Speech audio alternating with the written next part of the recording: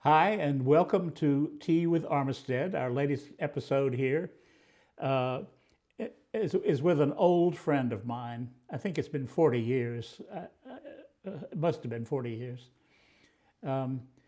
Lord Michael Cashman, who has been everything and to everyone all the time. He astonishes me with what he's done with his life. And we're going to talk about that.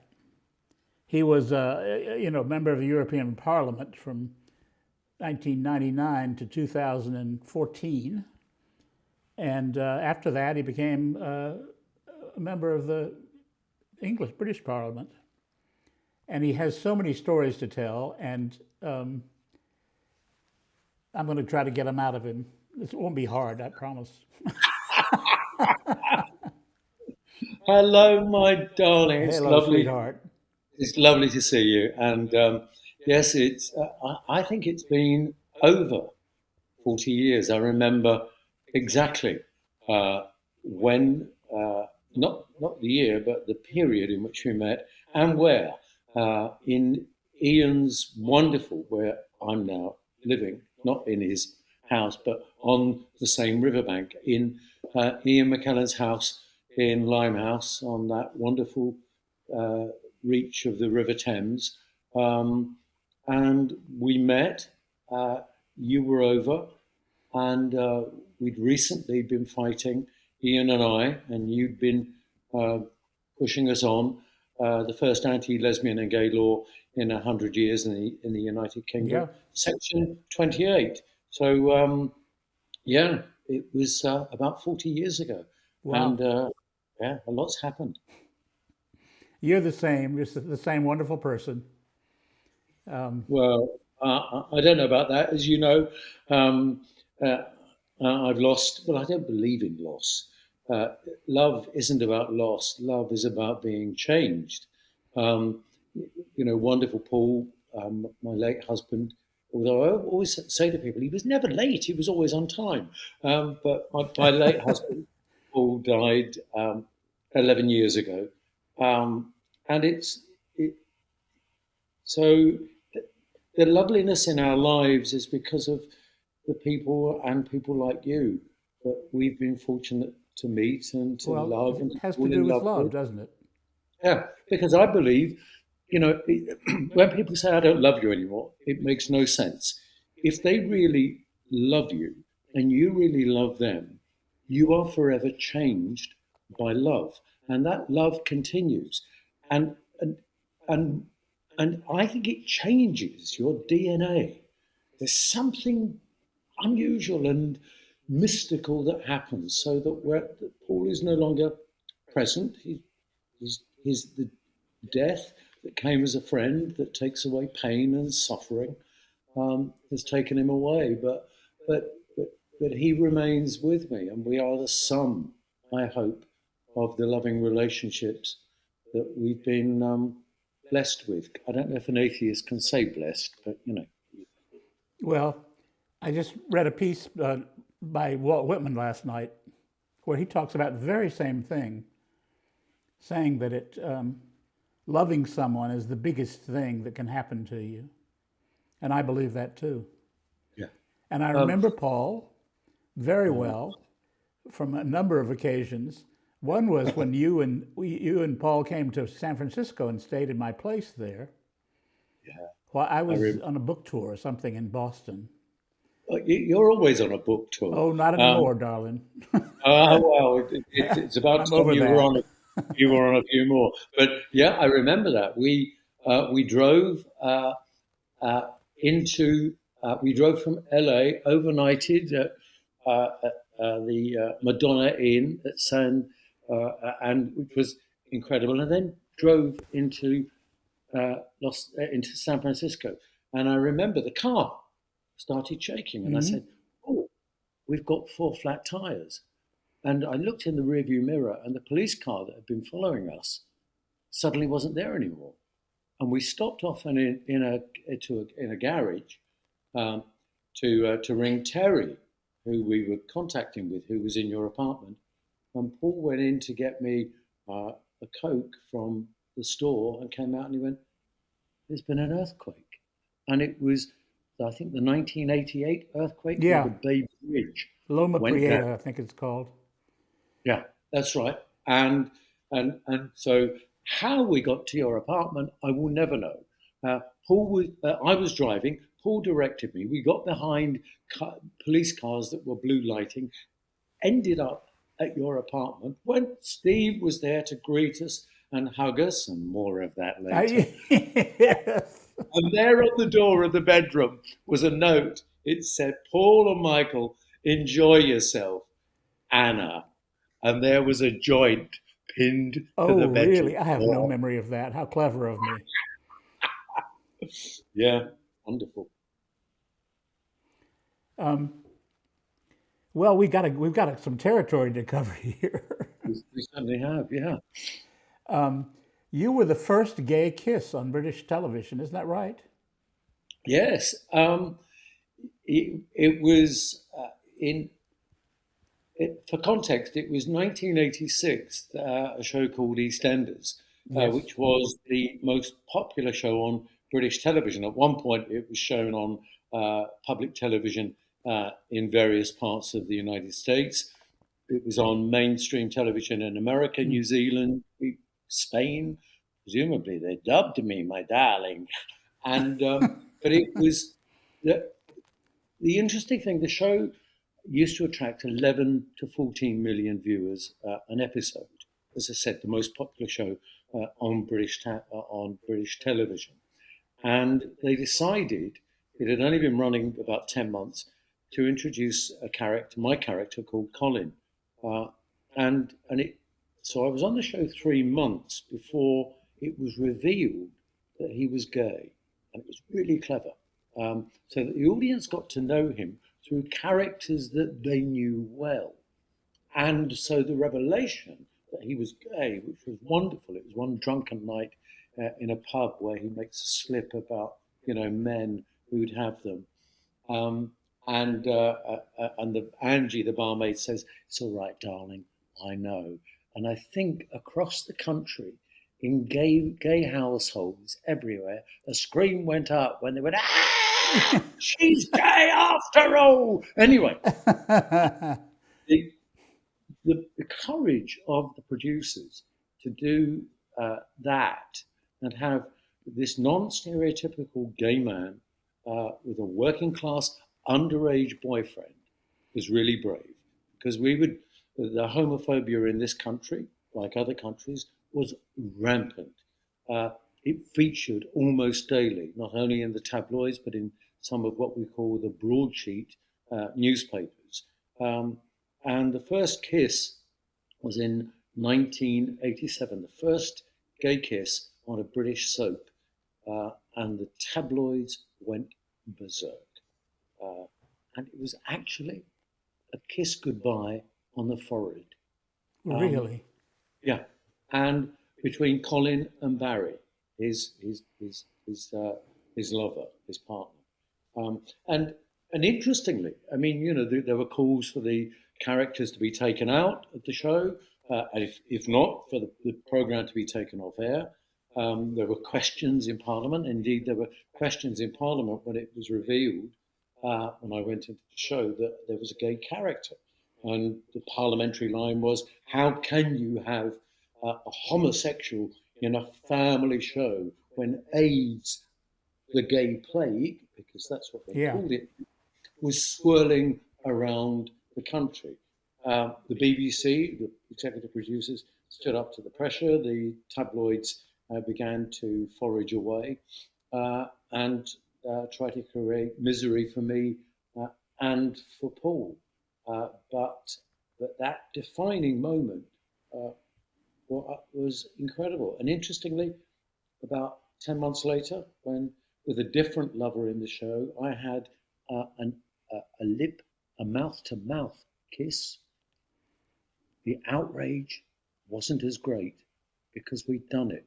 Hmm. Um, and there was a lovely, and I know I go on too long, but this is really important. No, I love this. I used to keep all the letters in my dressing room, letters for, and again, it's like a kind of barometer. Um, What I didn't know at the time was that the BBC used to keep all the really awful letters from me, including some of the death threats, and I was placed on hit lists of right-wing organisations. But there was a wonderful letter because the show was aired twice a week, and then it was repeated on Sunday afternoon. And this woman wrote, she said, I watched the show with my two boys, aged 6 and 8. And my 8-year-old said to me, Mummy, why is Colin kissing Barry? And she wrote, I said to him, well, as Mummy loves Daddy, so Colin loves Barry. And when I read that, I thought, that is why the tabloids hate us. That's why the bigots and the so-called Christians and the fundamentalists hate us, because finally people are getting that it's actually about love. Yes. And that was the strength of being in that show, and a show I stayed in for 3 years. The tabloids, as I said, try to create murder and mayhem. They offered me untold thousands to give my life story, and they said, whatever you want your life story to be. But Paul and I said no, we wouldn't give any interviews, and we only broke that when Section 28 came about. So you were with Paul then? Yes, yeah. And in fact, the major tabloid, the Sunday tabloid, the News of the World, outed Paul in its centre pages to his mum, his stepdad, his family, his friends, with the headline across 2 pages that ran, Secret Gay Love of AIDS Scare EastEnder. Oh, God. Throwing it all in. They don't stop, do they? No, they don't stop. And that's why we have to remind ourselves of what happened before will happen in the future if we allow it. Exactly. You talk about him being a working class character. That came from your own upbringing, really, right? Yeah. Colin was a bit of you. Tell the story about your mother, how she went into labor. Well, I was born 3 weeks before my time, primarily because my mum was involved in a street fight outside a local pub. My dad, who was a docker, and I think I inherited it from my dad. My dad used to give his opinion, at times rather forcefully, especially if he was well oiled by the drink.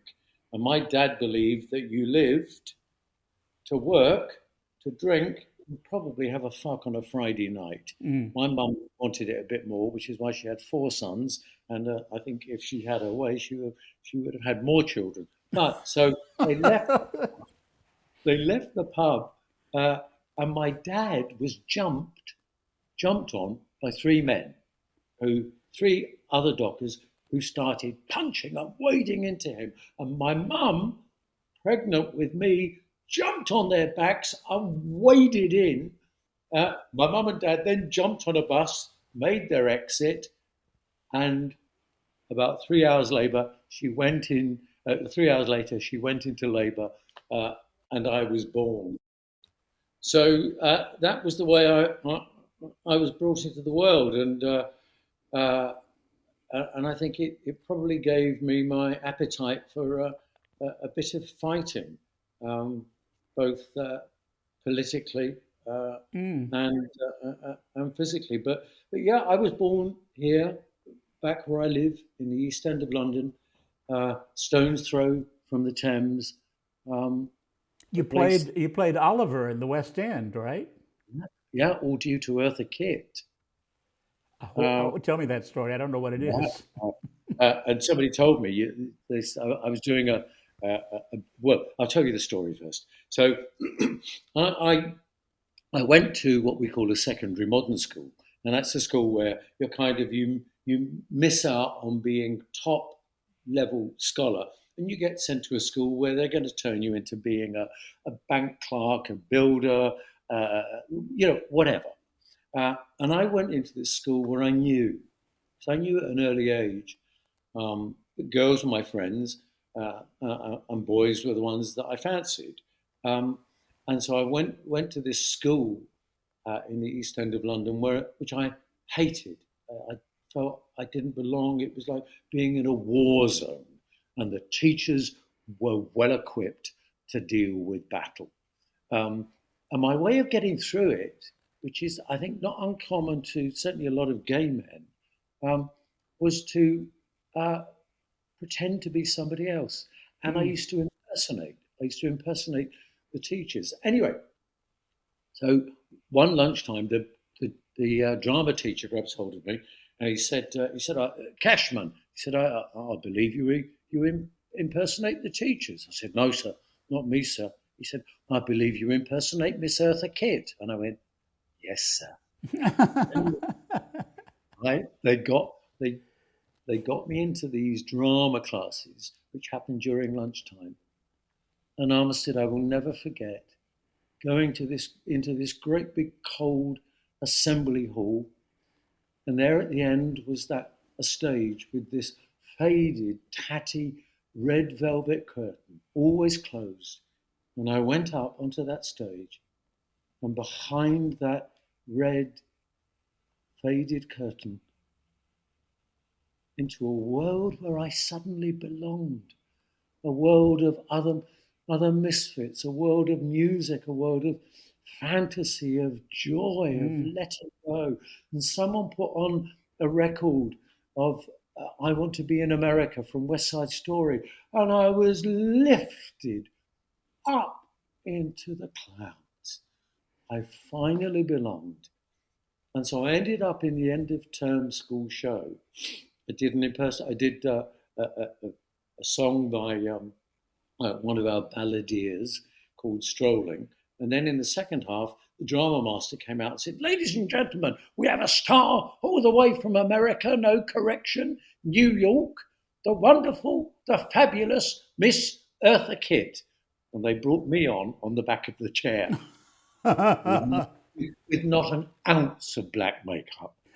And evidently my mum stood up and went, here, he's got my bleeding dress on. And I'd stolen her black dress. I did my impersonation of Eartha Kitt. And then 3 weeks later, I was auditioning for Oliver in the West End. A scouter, talent scout, had been in the audience that night. And I went through 3 auditions. It was to play Oliver on Broadway. It was deemed that I was too young to play it on Broadway because then you had to be 14 to get the visa and the license. So I ended up going into the West End production on the 3rd of January, 1963, finally to a place where I could be myself. And I remember my dad, when the talent scout had left, and my dad said to my mum, wonderful old East End Cockney, he went, I don't want him going in show business. It's full of queers. And I thought, that's where I want to be. Thanks for the tip, Dad. And it saved my life. Yeah. My life would have been so different. And just to end the story, years later, when I was a successful actor and doing an AIDS benefit, and Eartha Kitt was on the bill, and somebody said to me, go and tell her. So I knocked on her door and I said, Miss Kitt. She went, yes, darling. I said, I have to tell you, I said, when I told her the story, I said, because of you, my impersonation of you, I said, I ended up in show business. She went, oh, my darling, you're not the only fucking queen to have done that.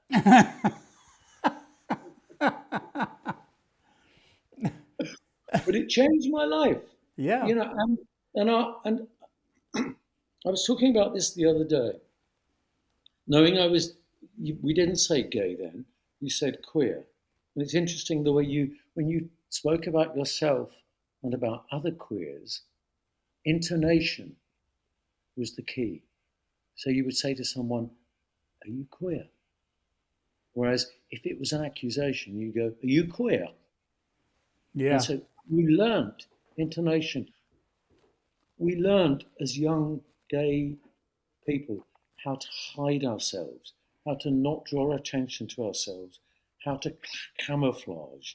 And therefore, going into the theatre where I no longer, where I did that as a part of my profession, and I no longer had to do it off stage, restored a degree of sanity that would have been missing. And I think otherwise, I probably would have ended up, as my dad said, I would have ended up in prison because I knew I didn't belong, and therefore the rebel was in me was out to prove who he was. Well, that leads us to, I suppose, the European Parliament. Was that your first dramatic debut as a queer politician? Apart from the campaign against Section 28, Yeah, which I'd that of course. been involved with Ian McKellen, and then we, as a result of that terrible law going through, and you must never forget what you gave us. You gave Ian the activist to us rather than Ian the actor. I remember he came back and he said, spending time with you, and you were advising him, not pushing him, advising him to come out, telling him that it would be easier, that his career would not fall away. And and so when Section 28 happened, Ian Ian was there. Ian didn't hesitate. The campaign that he led changed the way the government had to react, and indeed, it even adopted an amendment to change the law to make it less draconian. And we have you to thank for that. You won't take the credit because that's the kind of man you are.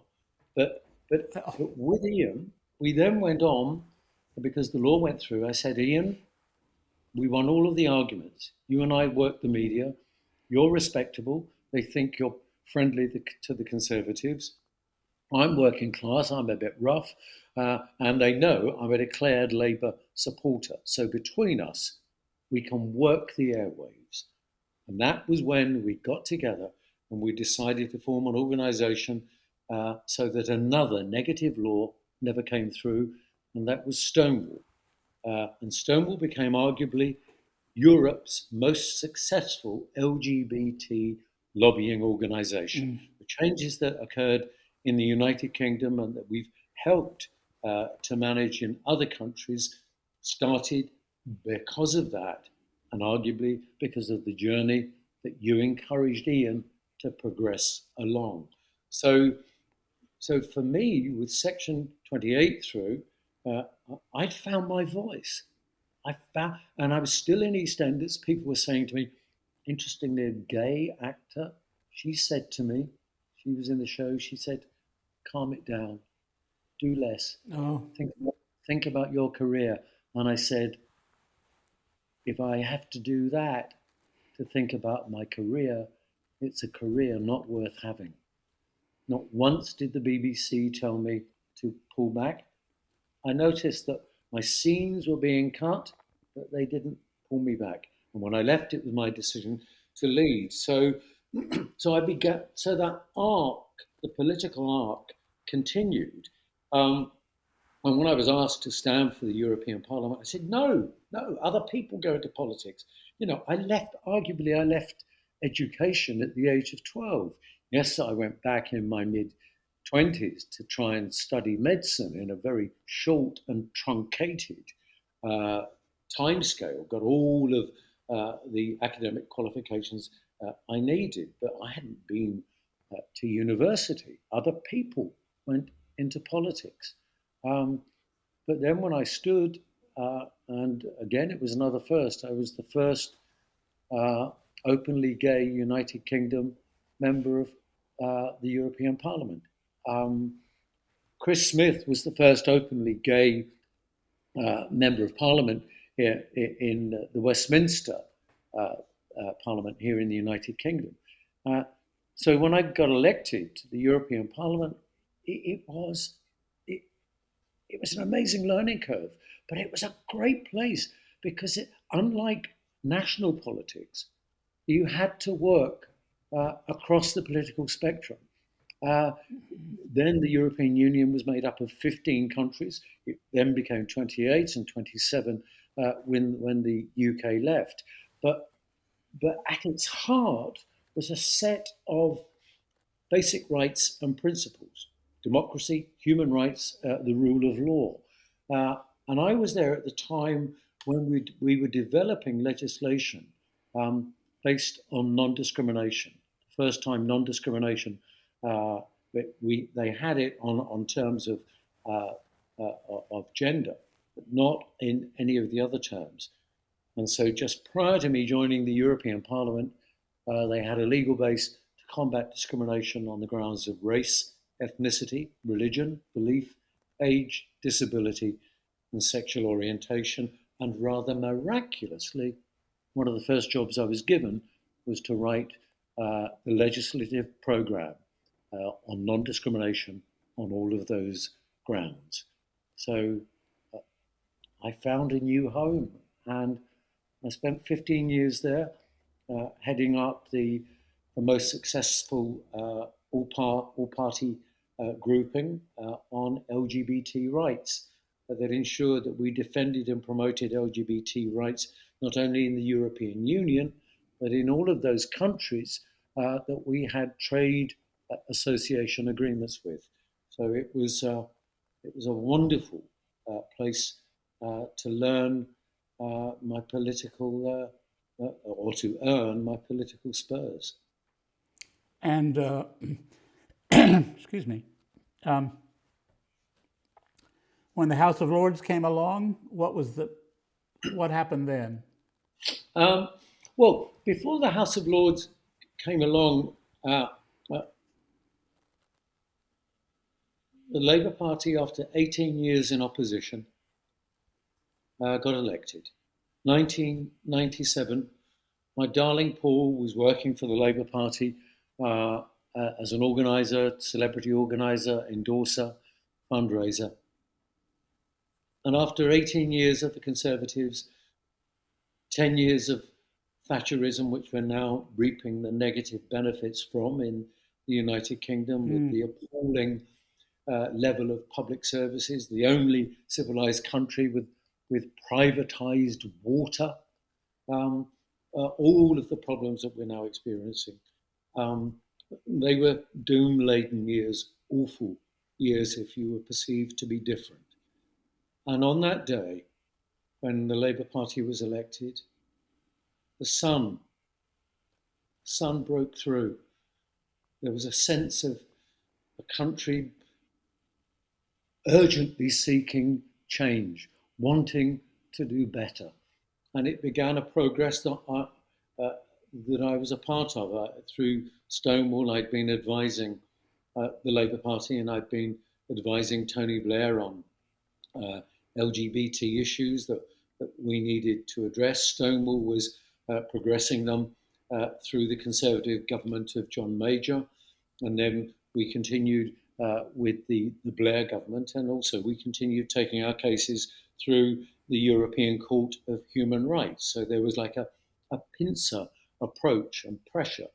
And so I was very much, during my years in the European Parliament, also a part of the domestic agenda, because I was serving on the Labour Party's National Executive Committee, which I was elected to initially by the members. And then the brilliant thing, when I became a member of the European Parliament, I could no longer stand in the members section.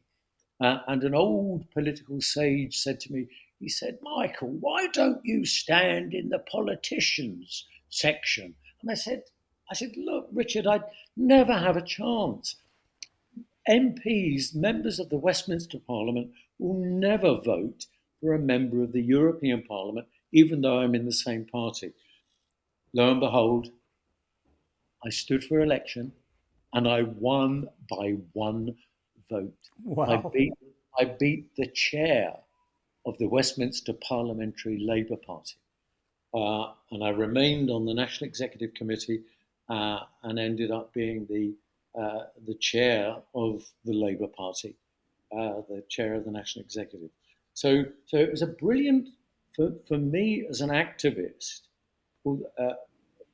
it was a brilliant set of opportunities, because I had the European Parliament where I could affect change and write it into legislation. And indeed, I did so. There's something called the Schengen Border Code, which means certain countries throughout Europe abandon their border. You go into one and it allows you to travel all through the rest because you've met the obligations to go into like a common travel area. I was given the role to write that legislation into practice, and managed to write into a piece of non-discrimination legislation the principle of non-discrimination at the border on the basis of race, ethnicity, religion, belief, age, disability, gender, sexual orientation. I was equally doing stuff in countries that were coming into the European Union, like Bucharest, like Bulgaria, Romania, and the other previous Soviet bloc countries. So I had that, and I had the domestic agenda here, and it worked brilliantly. So the European Parliament, being there for 15 years, gave me this remarkable gift. But it was during my time there, again working cross-party, which I really enjoyed, that I decided I would step down from politics, because Paul had been diagnosed with a very rare cancer, and so I said I wasn't going to stand at the next election, in order to spend my time with him. And then I was asked if I would go into the House of Lords. You're recommended for the House of Lords. The final decision is the Queen. I'm told she rarely argued with the recommendations. And I went in, and Paul knew I was going in, but sadly he died 4 days before the ceremony when I took up my position. But even up until that last minute, from hospital, we were still planning on how we would get him there. And typical of him, he organised the party that would follow my introduction into the House of Lords. And by entering the House of Lords, when it was announced that I was going in, he was there to proudly witness that I was going to become the United Kingdom's first LGBT global representative. So he shared in the glory, and I have to tell you, he shares in it still. Lovely. So you left the Labour Party this recently, right? Am I right about that? Absolutely right. Tell me what that was about. I think I know, but tell me. Yeah. 18 months ago, roughly, during the... I had a fallout before. Now, remember, I joined the Labour Party mid-1970s. As again, I said, I'm Labour to my core. You don't throw... If you forget where you've come from, you have no destination. Where I come from, what I experienced as a gay man, those dark years, and the dark years that are still around us, they don't go away. The darkness is still there. It's light that challenges the darkness. It's light that we fight for every single day, for ourselves, to get rid of the shame that people try to force deep, deep down into our guts. Yeah. As we were growing up, shame at being ourselves. And so through all of that, I hung on to my parliamentary principles, because they were informed by my deep personal principles of a world where we're equal. And so when I left the party briefly during Jeremy Corbyn, the previous leader's time, that was over Europe, uh, refusing to campaign for a positive outcome in Brexit, the referendum to leave the European Union, an act of national suicide. This lunacy that you make yourself stronger by being alone, that you can negotiate stronger by negotiating as one. Have they lost the very notion of collective bargaining, collective responsibility? The EU, the single biggest market in the world, with equality and fairness at its heart.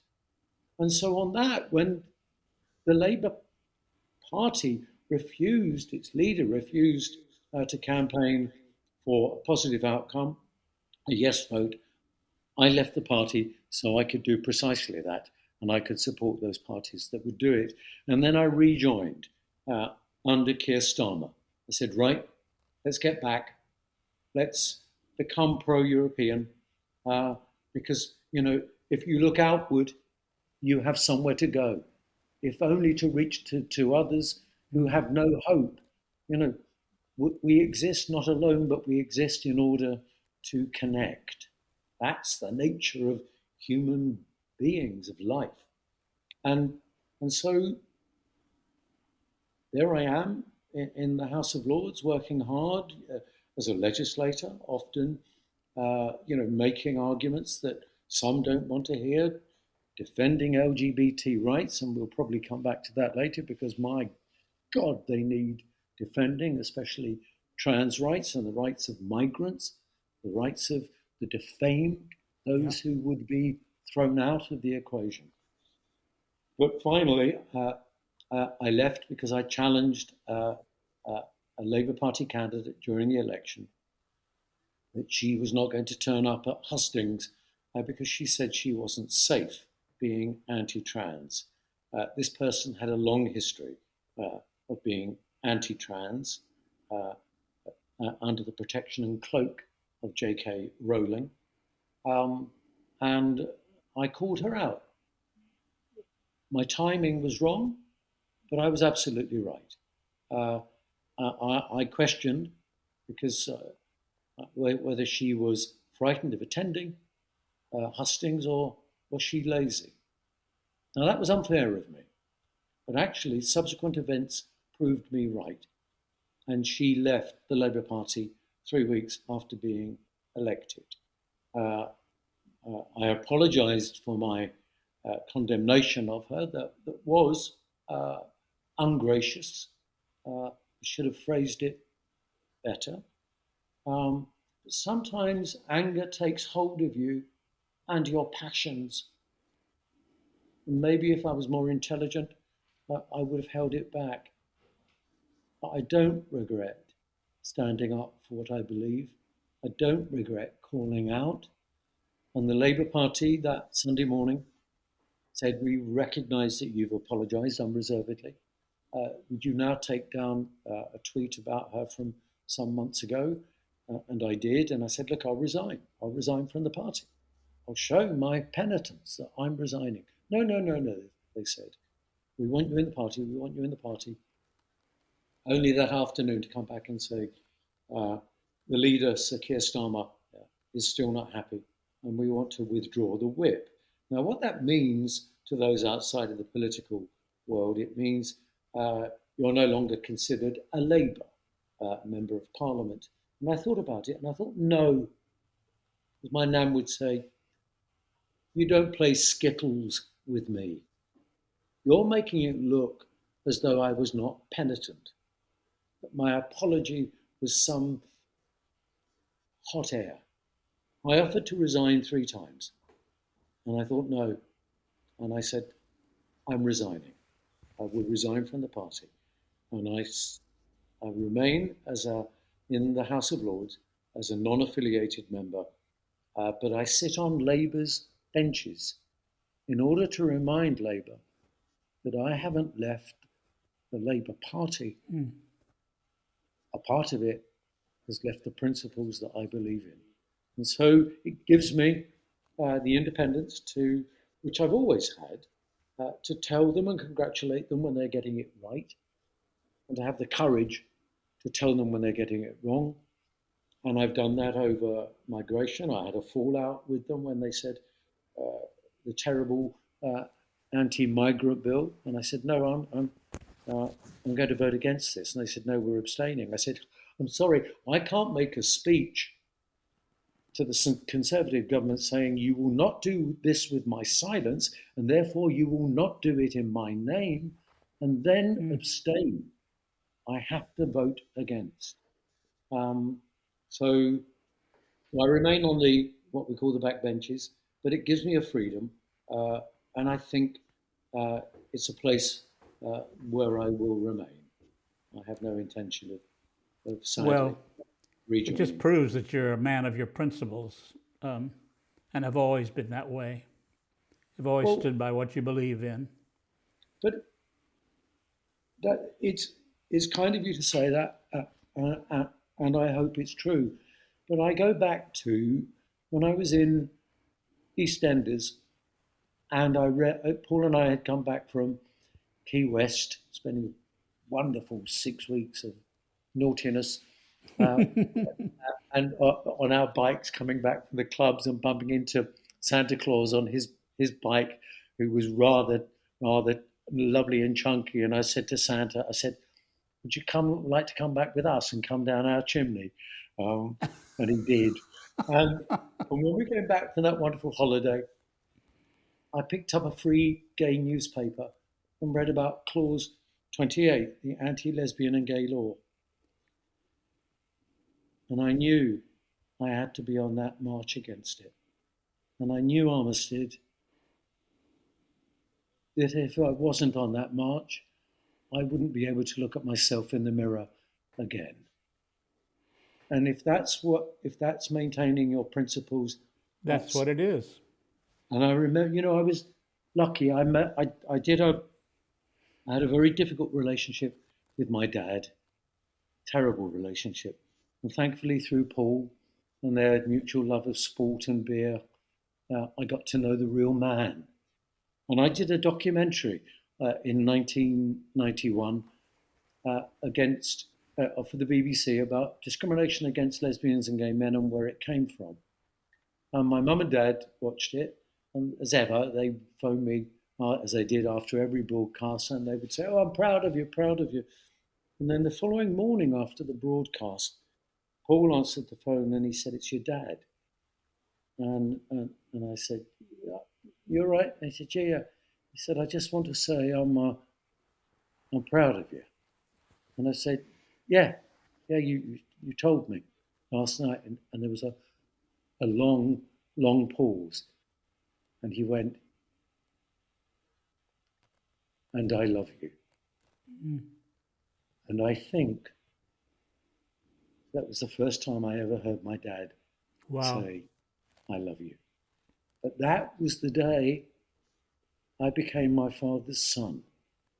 And that was the day my father realized, I think, that if he'd been gay and he'd had exactly the same circumstances and opportunities, he would have done exactly the same.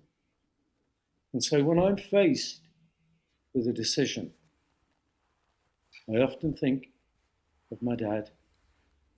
I think of my nan, wonderful, tough woman who was the breadwinner, big, big woman. And she used to say to me, "If I'm right, I'll die at their feet." And when you come from that stock, if you throw away what you believe in, ultimately there's nothing left. There's nowhere to go. And that's why standing up now for the rights of LGBT people, and certainly trans people, facing down the hate that wants to replace love, it's not an option, it's a duty. There's so many reasons I love you. I get far too serious, and No, you don't. but there is a huge battle on And it came before Trump was re-elected. It came during his first election. The playbook from the Alliance for the Defence of Freedoms and the Evangelical Christian Right from the States has been operating in the United Kingdom for at least 2 decades, but really effective during the last decade through the Conservative government introducing the culture war, dividing lesbian, gay, bisexual, trans, intersex people, pushing through that division, pushing as they did to erode Roe versus Wade, trying to do the same here at every single opportunity. And that's why, there isn't a single unbroken line on progressive rights. It's broken. It's broken because we become complacent. We become easy. We fight one another instead of standing alongside others. Yeah. What happens, I always say to people, imagine it's you. And if you wouldn't want it to happen to you, how dare we allow it to happen to another? Exactly. And for me, human rights does not exist as a vertical, it's horizontal. And if you look at the horizon, all of those different individuals, those different groups standing one beside the other, it's a force to be reckoned with. And if you take one away, and then another, and then another, and the ones there allow the others to go, the ones who are left are not stronger. They are at their weakest, and they are at their most vulnerable. That's why for lesbians and gay and bisexual, that's why for all of us, the fights of others are our fights. We have to associate, because you've taught us that through everything you've done, everything you've written. It's there. And you've introduced it through humour, through character, through life, through conviction. And we need to remind people, and then I'll shut up, that the rights that we've seen realised haven't been achieved by us.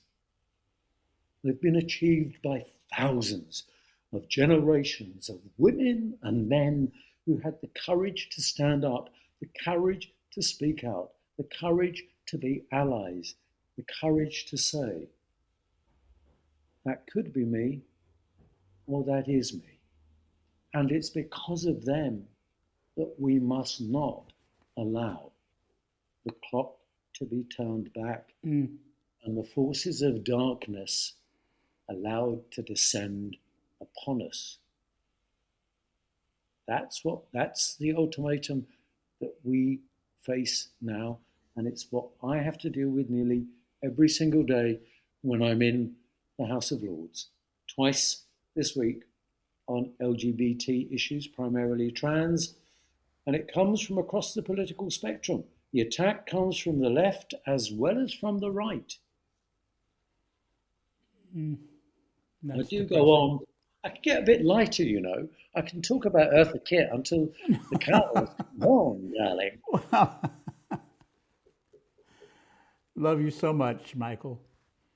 And you. Now, can I ask you and Christopher, what's it like being in London with us? Because when I first came over and I knocked on the door, the roses, the English roses, gabled around the front of the house, and I knocked on the door and you opened it. It was like I've been taking LSD. Not there. It was like, hang on, here you are, the two of you in this atypical image of Englishness. And in that beautiful setting just outside your door. The joy for us is having you here. I know it's not a joy shared by all of your American friends, but are you having a good time? Oh, yes, we are. We're where we belong. Yeah. No question about it. I know when the two of you have been with me in the House of Lords, and we've had dinner there, and we've done the receptions, and you've spoken and you've supported the charities and the causes. I will never forget when you came to London when we needed money for Stonewall. You came to London, and there in the Haymarket Theatre, you did a benefit for us. It was you who said to me, Michael, you and Paul are going to LA. Go and see David Hockney. And I said, why? And you went, to get a picture, bitch. What? And I know I'm being completely indiscreet and non-parliamentary, but I went, and I thought, no. And you said to me, you rang me when we were staying in the hotel that they renovated, I think where Andy Warhol had stayed down in West Hollywood, and the old Ramada Inn or whatever it was called. And Yeah. And you said, make sure you ring him. And I rang him, and they this sort of went, hello. And I went, David, yes, speaking. I said, it's Michael Cash. Oh, hello, love. How are you? Armistead told me you'd be calling. And he said, come up. That's a great impersonation. And we went up for tea. And John Fitzpatrick had just joined him,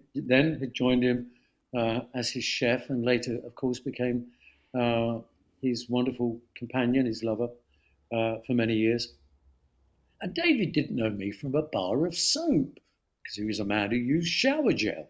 And he looked at me, and then he looked at Paul. And so I said, Armistead wanted me to tell you about Stonewall, where we set up this is that right? I said, yeah, we set up this organization to achieve legal equality and blah, blah, blah, blah.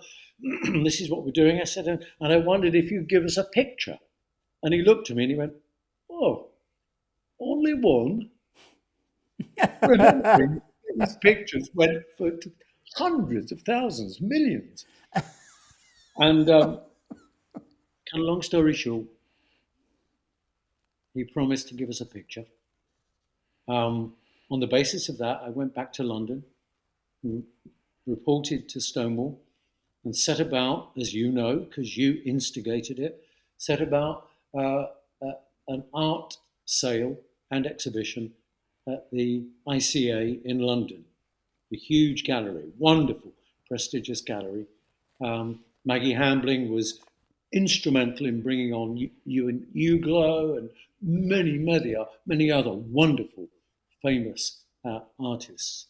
And David's painting arrived. And I went into the office. They said, it's here. And I went in. And on the back was the title of it. And equally, there was the price tag. And so I looked at the price tag, and it said $250,000. And I phoned David later that day and said, David, oh, hello, love. I said, the painting's arrived. That's good. Oh, good, lovely. Yeah. I said, and it's worth $250,000. He went, no, love, no. It's only worth as much as somebody will pay for it. So there's a man who understands the world. Exactly. So you being here in London, me looking back over all that we've done, all that we've achieved, you've inspired many. With how you've written and how you've spoken, you've brought light into so many lives. And I just want to say thank you, because without you, Stonewall wouldn't have probably existed. It wouldn't have become the organisation that it did. And that's why we made you our first patron without ever asking you. I said, I'm not going to ask him. We just do it. Yeah. And when I told you, you went, Thank you. Thank you so much, Michael. You've blown smoke up my ass way too much, but I enjoyed every moment of it. But it's important to say thank you. Yes, it You know, is. it's just important because even selfishly, in order to encourage others, um, and to hand the torch on. You know, when we shuffle off this mortal coil, I'll be forgotten as quickly as anybody else. We all will. But some of us have had the courage to put our feet into virgin sand and leave a mark, if only to turn a grain of sand. Turning that grain of sand creates an enormous change if we all have the courage to do the same. And so it's important that we recognize when those have had the courage to effect that change, and you've done it more than most, and you rarely take the credit. Well, now I'm blushing, but thank you very much. Um, how lovely to be with you. You're going to have to come by Clapham and hang out with us. Oh, I doubt if you'll ever get out of the House of Lords, but well, you're a busy man. I am busy, but it's friendship and love that makes a life. Yes, it is. The work will speak for itself, lackluster or brilliant. It will always speak for itself, and I can't wait to see you both physically.